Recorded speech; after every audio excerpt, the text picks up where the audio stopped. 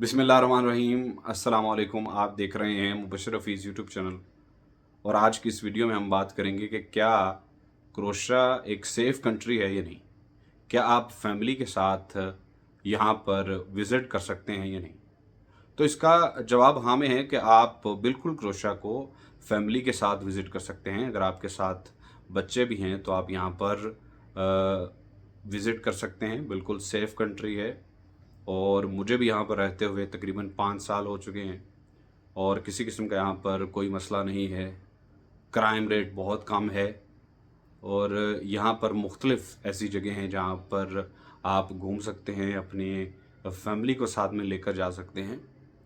और आपको शायद मालूम होगा कि क्रोएशिया में बहुत सारी ऐसी जगह हैं जहाँ पर जो फेमस हॉलीवुड का ड्रामा था गेम ऑफ थ्रोन्स, वो स्प्लिट और जो इसकी एक और फेमस सिटी है डुब्रोवनिक, वहाँ पर शूट हुआ। तो आहिस्ता आहिस्ता बहुत सारी जो इंडियन जो बॉलीवुड की मूवीज़ हैं वो भी यहाँ पर जागरम में भी शूट हुई हैं और स्प्लिट में भी शूट हुई हैं। तो आप इससे अंदाज़ा लगा सकते हैं कि क्रोएशिया कितना सेफ़ है। यहाँ पर किसी किस्म का कोई मसला नहीं है, बिल्कुल फ्रीडम है। और दूसरा, आप अगर टूरिज़्म के लिए यहाँ पर आना चाहते हैं तो आप बिल्कुल गर्मियों का कोई महीना सेलेक्ट करें। आप गर्मियों के महीने में यहाँ पर आ सकते हैं, चूँकि यहाँ पर अगर आप स्विमिंग के ज़्यादा शौकीन हैं तो आप जो इसके कोस्टल एरियाज़ हैं वहाँ पर आप चक्कर लगाइए। बहुत सारी ऐसी जगह हैं जिनमें स्प्लिट काफ़ी फेमस है। स्प्लिट में चूँकि रश बहुत ज़्यादा होता है तो मैं इसे आप रिकमेंड नहीं करूँगा अगर आप फैमिली के साथ आते हैं। अगर आपका 1-2 दिन का टूर है तो आप स्प्लिट को विज़िट कीजिए और फिर चूँकि आपका टाइम कम होगा आपके पास तो आप स्प्लिट ही खाली विज़िट कर सकेंगे। लेकिन अगर आप कम से कम 1 हफ़्ते का टूर लेकर आते हैं तो आप स्प्लिट विज़िट कीजिए, आप डुब्रोवनिक विज़िट कीजिए। डुब्रोवनिक एक बहुत खूबसूरत सिटी है यहाँ पर।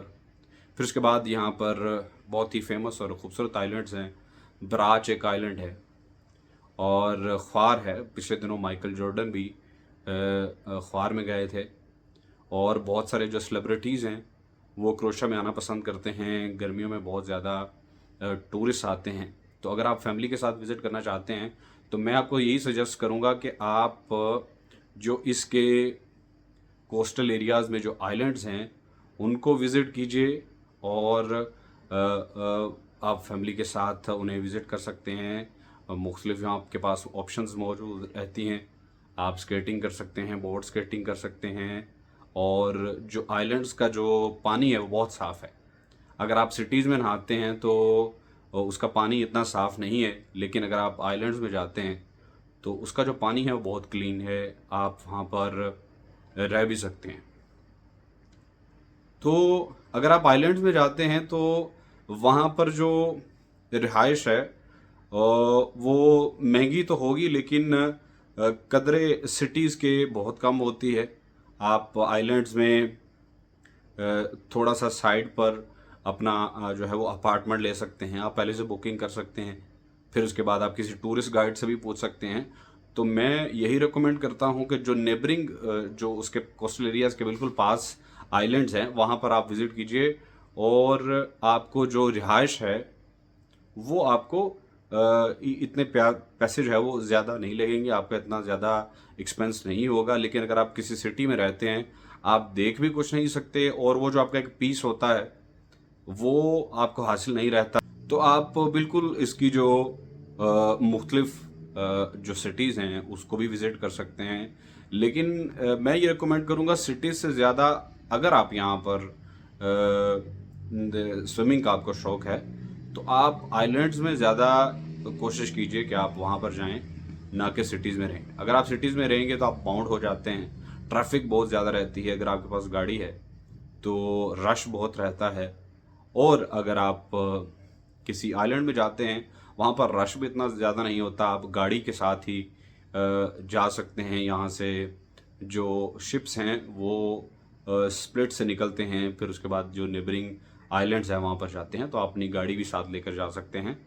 लेकिन अगर आप गाड़ी नहीं भी लेकर आते वो भी बेहतर है, आपको टैक्सीज मुहैया रहती हैं, आप उसकी सहूलत हासिल कर सकते हैं। तो मेन जो चीज़ थी वो ये थी कि क्या आप फैमिली के साथ क्रोएशिया को विज़िट कर सकते हैं? नहीं। तो बिल्कुल आप क्रोएशिया को विज़िट कर सकते हैं। अगर आप चाहते हैं अपनी फैमिली के साथ आना, तो जो मुख्तलिफ़ जगह हैं आप उनको विज़िट कीजिए।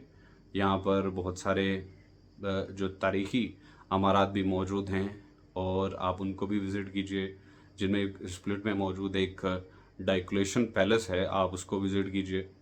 तो आपको जब आप डायक्लेशन पैलेस देखते हैं तो आपको रोमन एम्पायर्स की याद आ जाती है।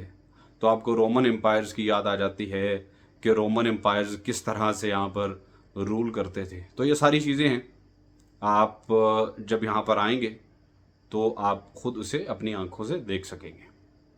तो लिहाजा इंशाल्लाह इस तरह की जो वीडियोस हैं वो आपके सामने पेश करते रहेंगे। आप मुझे कमेंट सेक्शन में भी बता सकते हैं कि और किस तरह की जो इन्फॉर्मेशन है वो आपको मुहैया कर सकता हूँ। और मेरे यूट्यूब चैनल को आप सब्सक्राइब कीजिए और इसी तरह से प्यार और मोहब्बत बांटते रहिए। इंशाल्लाह अगली वीडियो में आपके सामने फिर हाजिर होंगे। बहुत शुक्रिया। अस्सलाम वालेकुम।